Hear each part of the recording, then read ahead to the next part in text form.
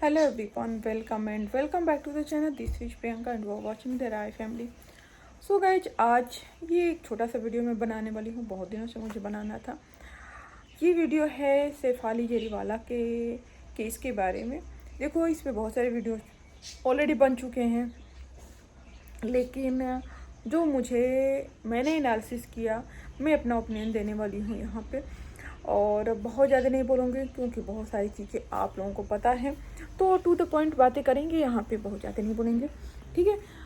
तो एक्चुअली सैफ अली जरीवाला का cardiac arrest हुआ था 42 के एज में, ठीक है।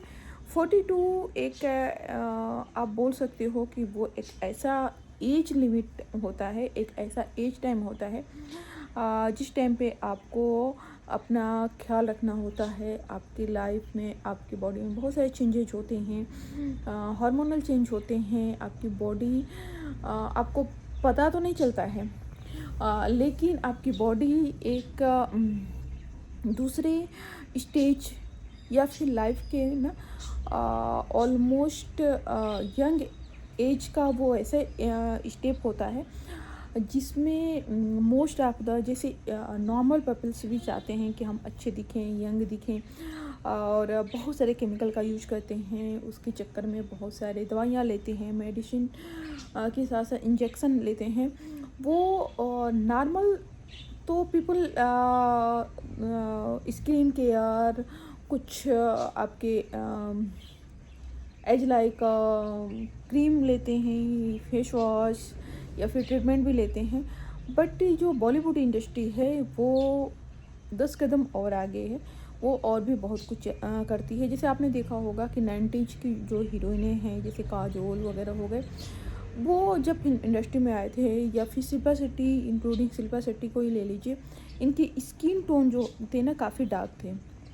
बट अभी आप देखेंगे तो स्किन केयर, जैसे काजोल की स्किन टोन बहुत डार्क था, शिल्पा का भी था, बट अभी स्किन टोन ना अच्छा हो गया है। शिल्पा के जो फेस थे वो चेंज दिखते हैं, नोज में समथिंग चेंज है जो इन्होंने प्लास्टिक सर्जरी वगैरह कराई है। तो बॉलीवुड में एंटी एजिंग टेबलेट्स लेना, इंजेक्शन लेना, प्लास्टिक सर्जरी, ये नॉर्मल चीज़ें ऑलमोस्ट सारी हीरोइनें कराती हैं अपने आप को। बहुत सुंदर जो हीरोइन होती हैं, एज लाइक की सैफ अली जरीवाला ऑलरेडी सुंदर थी, बट वो और ज़्यादा अपने को यंग देखने के चक्कर में या फिर अपने आप को और मेंटेन करने के चक्कर में ये सारी चीज़ें लेते हैं। अगर आप एंटी एजिंग टेबलेट्स भी लेते हैं तो आपकी बॉडी को क्या करता है, वो डिस्टर्ब करता है, क्योंकि कोई चीज़ आपकी बॉडी नॉर्मली ग्रो हो रही है बट उसको एबनॉर्मली आप स्टॉप कर रहे हो, ठीक है। तो वहाँ वो जो आप चाह रहे हो वो तो हो रहा है, बट साइड में कुछ साइड इफ़ेक्ट्स भी होते हैं जिसके चलते ये सारे प्रॉब्लम हो रहे हैं। जैसे आपने लास्ट के अगर 5 ईयर में आप देखेंगे तो बहुत सारे कार्डियक अरेस्ट हुए हैं ऑल ओवर। आप बोल सकते हैं कि ऑल ओवर इंडिया में तो केसेज आए हैं। बॉलीवुड में आप देखेंगे तो बहुत सारे केसेज हैं। जैसे जब अपने कॉमेडियन राजू जी का कार्डियक अरेस्ट हुआ तो लोगों को बहुत शॉकिंग लगा कि सबको हंसाने वाला इंसान, उसको कार्डियक अरेस्ट हो गया। एक इंदौर केस हुआ था जिसमें एक लेडीज थी जो अपने किसी फैमिली प्रोग्राम में डांस कर रही थी, डांस करते करते उसको कार्डियक अरेस्ट आया, वहीं वो ख़त्म हो गई। उसी तरह से सैफ अली जरीवाला का केस है। इसमें सैफ अली जरीवाला का और कुछ ऐसा बैकग्राउंड नहीं दिखा है जिससे कि ना तो उनकी लाइफ स्टाइल जो बहुत ज़्यादा ख़राब थी। देखो, जो बॉलीवुड है ना, लाइफ स्टाइल मतलब ये लोग अगर ये फिट दिखते हैं, अच्छा हेल्दी खाना खाते हैं, उसको लाइफ स्टाइल बोलते हैं।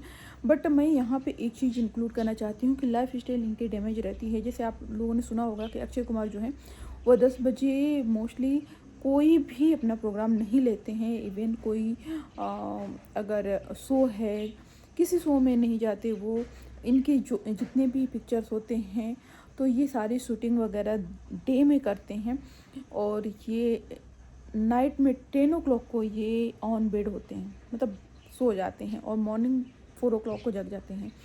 ये इसलिए ज़्यादा हमारी सोसाइटी में बहुत सारे लोग ऐसे करते हैं, बट उनके बॉलीवुड में बहुत सारी शूटिंग जो होती हैं या फिर जितने भी एक्टर और एक्ट्रेस हैं उनकी जो रात होती है वो ऑलमोस्ट 1 बजे 2 बजे होती है, वो शूटिंग से लौट रहे होते हैं। कुछ लोग 4 बजे भी आते हैं। ऑल ओवर पूरा होल ऑफ नाइट शूटिंग करते हैं और थोड़ा सा नैप लेते हैं, थोड़ी सी नींद लेते हैं, फिर शूटिंग के लिए निकल जाते हैं। तो उनकी लाइफ जब पिक्चर चल रही होती है तो काफ़ी स्ट्रगलिंग वाली लाइफ होती है, उनको रिलैक्स नहीं मिलता है, प्रॉपर ध्यान नहीं दे पाते।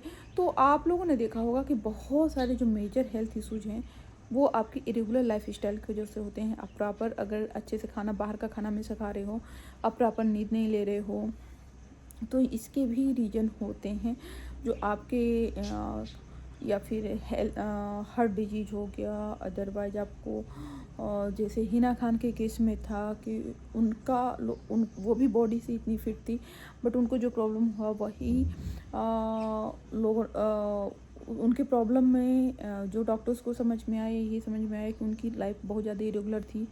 जब शूटिंग पे होते थे तो बाहर के खाना खाते थे, अच्छी नींद, प्रॉपर नींद नहीं लेते थे, पूरी रात या तो शूटिंग करना या ऑलमोस्ट 2-2 बजे रात तक ये शूटिंग करते हैं। फिर थोड़े से नींद लिए, फिर सुबह में शूटिंग करने लगे। तो इरेगुलर लाइफ स्टाइल, हेल्दी खाना नहीं खाना, बाहर के फास्ट फूड खाना, इसकी वजह से भी ये सारी प्रॉब्लम्स होती हैं। तो यही था। और उसके ऊपर से अब इनके साथ लोग बोल रहे थे कि ये फिट थी, तो सारे हीरोइन देखिए तो फिट ही होते हैं, क्योंकि जिम करते हैं। अपनी बॉडी को फिट करने के लिए ही वो टेबलेट और इंजेक्शन ले रहे थे। जैसा शेफाली के केस में हुआ था कि बहुत सारे एंटी एजिंग इंजेक्शन टैबलेट्स इनके घर से मिले थे। तो ये सारी चीज़ें ही रीजन बनती है। तो अगर आपका बॉडी है तो आपको समझ में आना चाहिए कि आपकी बॉडी का क्या रिक्वायरमेंट है, आपकी बॉडी किस एज में क्या, किस स्टेज में क्या उसको चाहिए। तो शायद हम ये तो नहीं कह सकते कि जो आया है उसको जाना है, और हम ये नहीं कह सकते कि उस चीज़ को रोका जा सकता है, क्योंकि कुछ केसेज ऐसे भी हैं जिसमें समझ में आता है कि हाँ भाई, चीज़ें फिक्स होती हैं। ठीक है, जैसे आने का टाइम फिक्स होता है, उसी तरह से जाने का भी टाइम फिक्स होता है। हम सिर्फ ठीक है कि हम कुछ प्लानिंग करते हैं, ऑलमोस्ट हम लाइफ के जितने भी प्लानिंग्स करते हैं उसमें 60 to 70% अचीव कर लेते हैं। बट वो जो 30% या 40% रह जाते हैं ना, वो ऊपर वाले के हाथ में होता है। नहीं तो वो प्लेन क्रैश, और प्लेन क्रैश के साथ साथ जो अहमदाबाद प्लेन क्रैश हुआ था, और उस एक लेडीज का बच्चा ना, जिसका प्लेन सिर्फ 10 मिनट पहले छूटा था, वो कितना कोस रही होगी। 10 मिनट बाद जब प्लेन क्रैश का पता चला होगा तो उसको क्या लगा होगा, मतलब भगवान ने उसको डायरेक्टली बचा लिया। तो उसको रहना था, या हॉस्टल के वो बच्चे, वो डॉक्टर्स जो खाना खा रहे थे, वो तो कुछ भी नहीं कर रहे थे, अपना डेली रूटीन फॉलो कर रहे थे। तो देखो, आने जाने का टाइम फिक्स है, बट हाँ, जब तक हमको रहना चाहिए, थोड़ा सा अपने ऊपर ध्यान देना चाहिए, अपने फैमिली के ऊपर ध्यान देना चाहिए। जो कि शेफाली जरीवाला के केस में चीज़ें ये तो समझ में आ रही है कि वो लोग स्ट्रेस नहीं लेते थे, बट देखो, हर एक की लाइफ में स्ट्रेस होता है।